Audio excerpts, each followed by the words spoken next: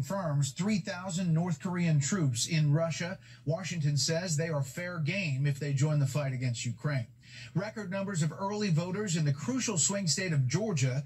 Former President Donald Trump is there right now. We'll have a live report. And growing concern over foreign involvement in the U.S. election. You may be shocked by which nation is now being called out.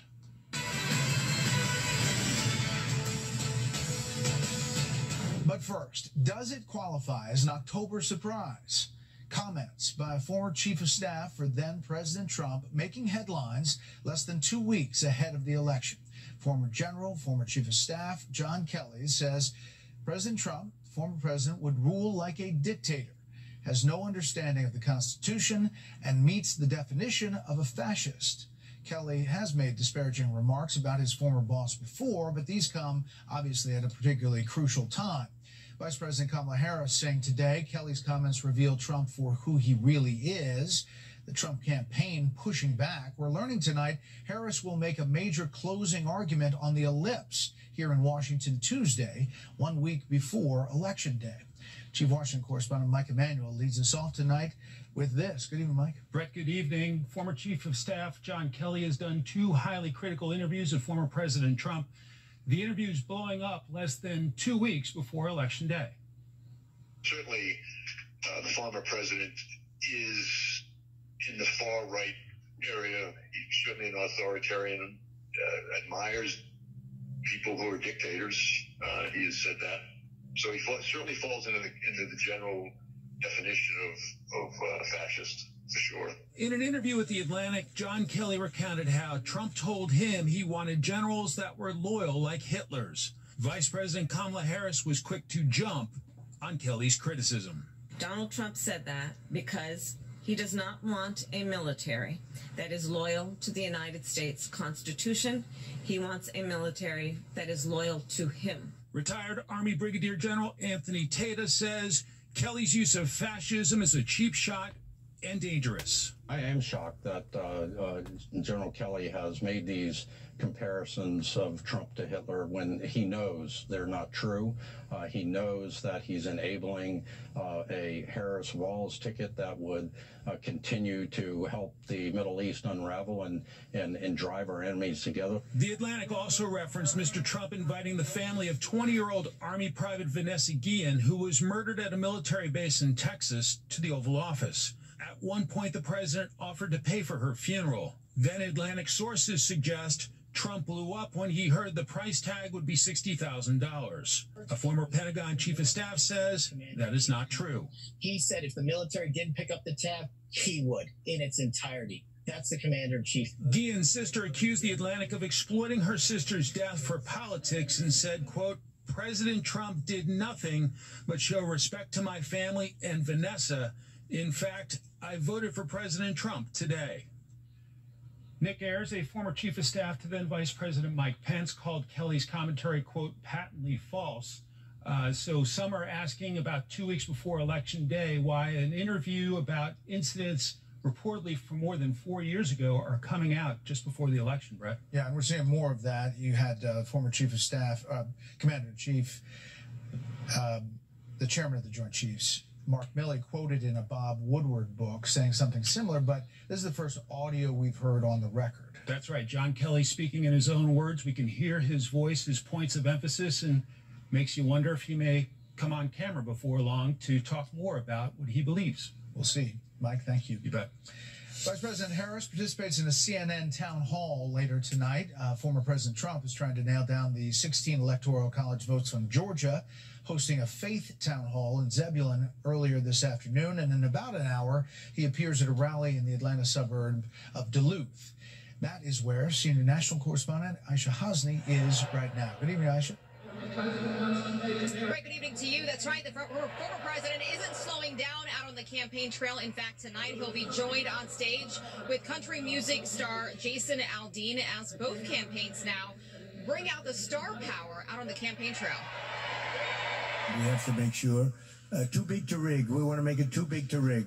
Former President Trump getting out the vote in Georgia, holding a town hall on faith with Lieutenant Governor Burt Jones, taking in the record number of Georgians voting early in person. Over 2 million early votes as of today. Right. So it's a record. It is a record. It is a record. Trump is now up in the state, according to a new Atlanta Journal-Constitution poll, 47 to 43 within the margin of error. But according to that same poll, 8% of respondents said they are still undecided. The Trump campaign staying cautious in the final 2 weeks. We have to play as if we're down by 1 point. You play a prevent defense, the only thing it does is prevent you from winning. Trump's primetime rally lineup tonight includes former Democrat and now former independent Tulsi Gabbard. I'm proud to stand here with you today, President Trump, and announce that I'm joining the Republican Party.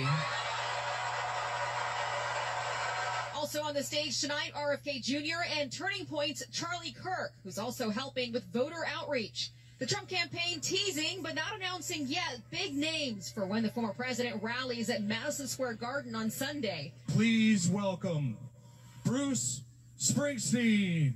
Democrats also getting out the vote with the help from the boss, Bruce Springsteen, who'll play a concert series across battleground states, starting with a rally in Atlanta on Thursday, headlined by Vice President Harris and former President Obama.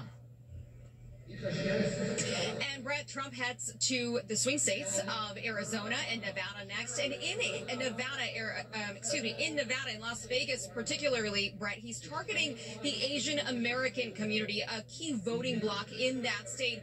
And really, as he continues to court minority voters, people who might feel left behind by the Democratic Party. Brett? Aisha, thank you. The nation's top intelligence officials are anticipating foreign attempts to influence next month's election. They specifically point to Russia, China, and Iran. But there is one source you might find surprising. Correspondent David Spunt tells us what that is tonight. Good evening, Dave. Brett, good evening. We're talking about the United Kingdom, of all places, and that special relationship between the U.S. and U.K. under the microscope, even more following this Trump campaign allegation. The formal complaint filed with the Federal Election Commission, or FEC, alleges that roughly 100 members of the Labour Party in the U.K. came to several states, Nevada, North Carolina, Pennsylvania, and Virginia, to help the Harris campaign. In the complaint, Trump's Deputy General Counsel calls the situation, quote, blatant foreign interference, and alleges UK money is in the Harris campaign. But Labour Party officials working directly for British Prime Minister Keir Starmer say there's nothing wrong with volunteering in the United States. Watch. People are free to do that. It's not against the law here, it's not against the law in the United States, but it certainly wasn't organised by the Labour Party itself. U.S. election laws are clear. Although foreign nationals may not make contributions or expenditures, including advances of personal funds in connection with any federal, state, or local election, an individual who is a foreign national may participate in campaign activities as an uncompensated volunteer.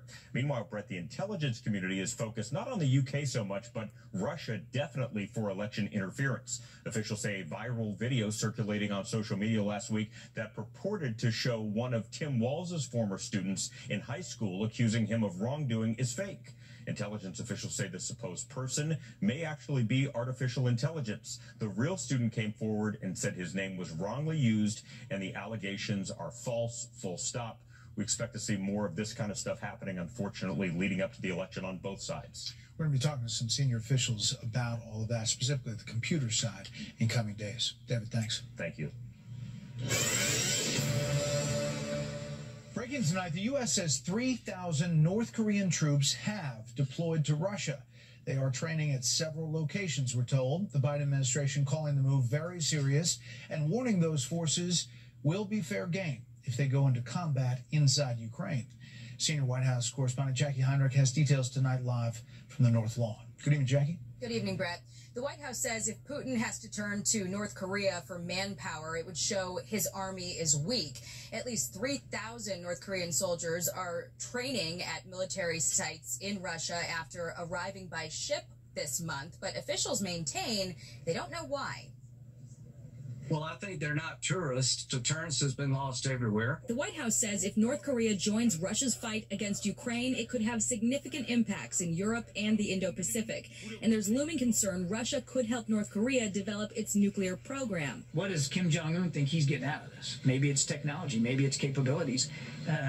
We don't have a good sense of that. But for now, the Biden administration is just monitoring. Why not greenlight the long-range missiles for Ukraine's use, which is Zelensky's #1 ask, as you're sounding the alarm? Well, for one thing, Jackie, we don't exactly know what these guys are going to do. What else could they be there for? A U.S. official tells Fox the intelligence community and Pentagon recommended against allowing Ukraine to strike targets inside Russia with U.S.-made long-range missiles, citing greater cost than benefit, including limited targets in range, limited supplies, and concerns Russia would view it as escalation, something that's marked Biden's handling of the war. Are you waiting on Putin to make the first move, sir?